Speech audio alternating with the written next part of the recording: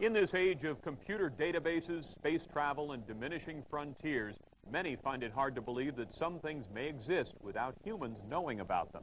But some believe in the unknown and seek it out, no matter what the consequences. Tonight, we look at a Northwest legend that goes back farther than just about any other. Northwest Report's associate producer Sven Harhoff found out that even some people with academic credentials have become Bigfoot believers.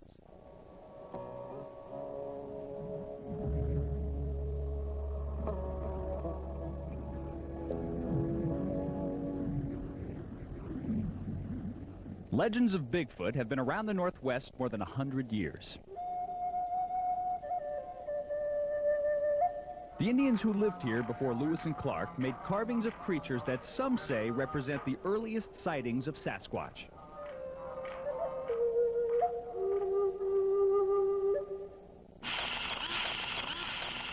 And we have one very exciting sighting from this year. You might walk over one of these open fields here. Modern-day investigators want to find a Bigfoot for varied reasons. I have not seen one, at least not to my knowledge. I've heard one, at least I'm pretty sure that's what it was. And once I smelled what was probably a Sasquatch. Washington State University anthropology professor Grover Krantz has been recognized as an authority on evidence of Bigfoot. But he knows the academic world needs more than footprints and film. They need proof, they need tangible evidence, a skull on the table. Short of that, it doesn't exist. And that's absolute.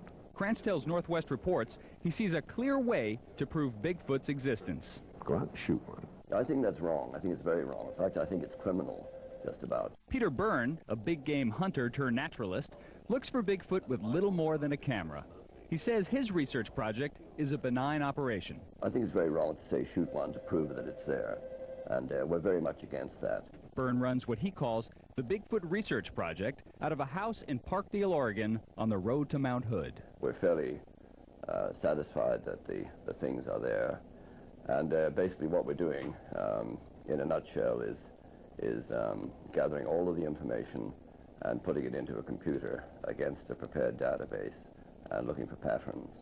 And then when we find these patterns, we will apply technical equipment in various forms. The 5-year project got funding from a Massachusetts-based scientific group. The present project is a year old. We started in August of last year. Yeah, I've been in and out since 1960, which is 33 years, not on a full-time basis. I did 10 years in the 70s, from 1970 to 1979, and that was full-time.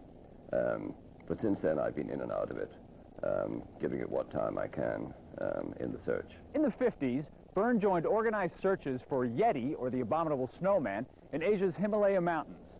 The sponsors of those expeditions asked Byrne if he would help find a similar creature in the United States. And I have to admit, I laughed at the time. I thought it was very amusing that something like this, like an abominable snowman, could exist in the United States. So I came over in 1960 and spent a year and got bitten by the bug, if you like. Byrne searched without success. After a year, he left the country, but returned shortly thereafter to make Oregon the headquarters for his Bigfoot search. Tell me about this bug. What is it that fuels the fire that leads to all these projects? I think it's the challenge in this particular respect of the unknown, and the possibility that if these things are truly there, that we're looking at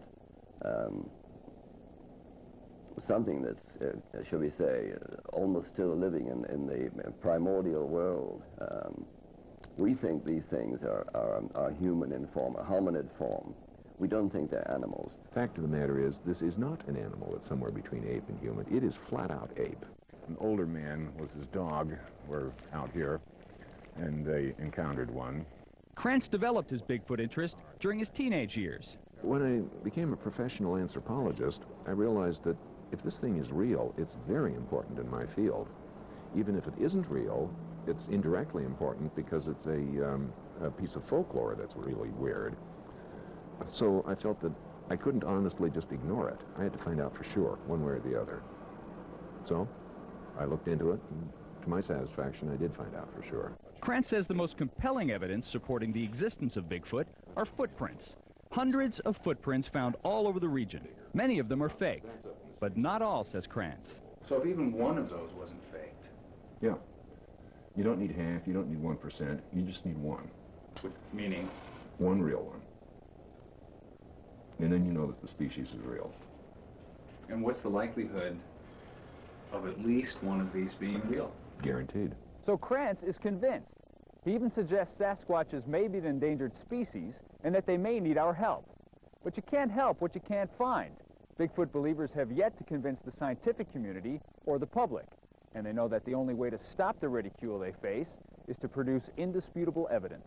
And I've stuck my neck out very flatly on this, that the only way you're going to prove it exists is to bring in a body or a piece of a body. You don't have to ask me, ask any scientist, any skeptic, and they'll tell you the same thing. They need proof, they need tangible evidence. Krantz says the most likely way to find a dead Sasquatch is to kill one. If somebody goes out and shoots one, brings in the body or a substantial part of it, then the party's over. It's done, it's proven. The scientific world will have to acknowledge it. Would you like to capture one? No, we're against the idea of capture. So you'd like to track? I mean, you'd like to find or... We'd like to find one, confront one if you like, and see if it's possible to communicate. So you'd like to give Peter Byrne a gun instead of a camera? Yes. Peter Byrne and his camera is never going to prove them. He may make himself a nice name if he gets some good film of it, but he's never going to prove it to the skeptics. The skeptics will look at everything he gets, the best he can possibly get, and they will say, fake. They've said that to Patterson's film, they'll say it to Peter Byrne. There's no way you can prove it with anything but a body. On October 20th, 1967, Yakima, Washington resident Roger Patterson and his buddy Robert Gimlin reportedly encountered a Sasquatch while hunting for Sasquatch evidence. Second only to the footprints, I would class the Patterson film as the most powerful evidence. The two men were on horseback in Northern California when they discovered this creature crouching beside a creek. Their presence alarmed the creature, which allegedly stood up and walked away. The sighting spooked Patterson's horse, which reared and fell over backward on top of him. About 20 seconds lapsed before Patterson grabbed his 16mm camera and started filming. Patterson kept rolling until he ran out of film. According to Krantz, the encounter was over in less than 2 minutes, and Patterson shot 952 color frames of what many say is a real Sasquatch. Krantz analyzed the film frame by frame. He reports no evidence of fakery, though he says he believes Patterson may have faked the film if he had the opportunity to do so. Krantz says no one has ever bothered to disprove the film. Analyzing the creature in the film as to the idea that, well, it's just a big man in a fur suit. There is no man that can be fitted into a suit that gives those body proportions. The only way you could put a man in a suit is get a man 6.5 feet tall, walk in a slouch, but break his arm right about in the middle of the upper arm so that you give him a fake shoulder there. And I don't think anyone would have done that. Though no one has captured a decent image of a Bigfoot on film or tape since Patterson, reports of sightings and fresh footprints continue to reach Bigfoot-seeking organizations. Many of the sightings occur at night, something on the side of a road caught briefly in the headlights of a passing car. Fewer sightings take place in the dense northwest forests. About 56, I guess. I was working up Hill Creek Canyon logging. Furman Osborne says he saw a huge hairy creature up close and personal one sunny morning. Osborne was working as a logger in Oregon's Hood River National Forest.